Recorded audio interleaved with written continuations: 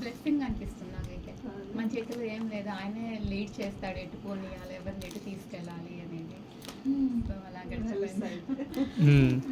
శ్లోకాలు అంటే యాక్చువల్గా నాకు ఇష్టమైన శ్లోకాలు ఒక 3 చదువుతాను. ప్లస్ మీనింగ్ కూడా జస్ట్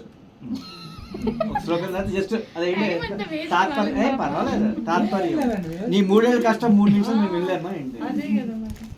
చెప్పమ్మే. ధ్యాయతో విషయాన్ పుంసః సంగస్తేషూపజాయతే సంగాత్ సంజాయతే కామః కామాత్ క్రోధోభిజాయతే క్రోధాత్ భవతి సమ్మోహః సమ్మోహాత్ స్మృతి విభ్రమః స్మృతిభ్రంశాత్ బుద్ధినాశః బుద్ధినాశాత్ ప్రణశ్యతి రాగద్వేష వియుక్తైస్తు విషయానింద్రియైశ్చరన్ ఆత్మవశ్యైర్విధేయాత్మ ప్రసాదమధిగచ్చతి.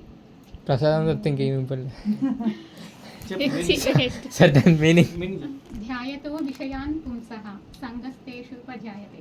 ఫస్ట్ మనకి ఎక్కడ సంగత్వం ఏర్పడుతుందంటే ఫస్ట్ బయట వాళ్ళతో కాదు, మన మనస్సులోని ఆ విషయం పైన మనకు కలిగిన ఆలోచన వల్ల మొట్టమొదటి సంగత్వం ఏర్పడుతుంది.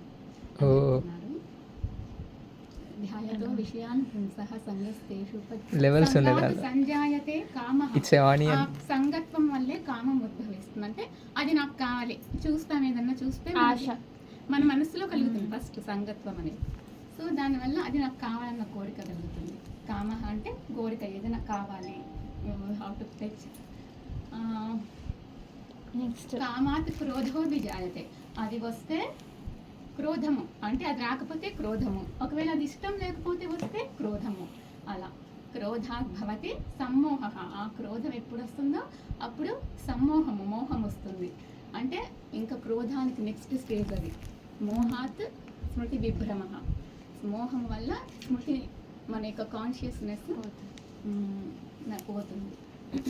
దానివల్ల మనిషి పతనం అవుతాడు అనేది ఈ 2 శ్లోకాలు. So I love it so much.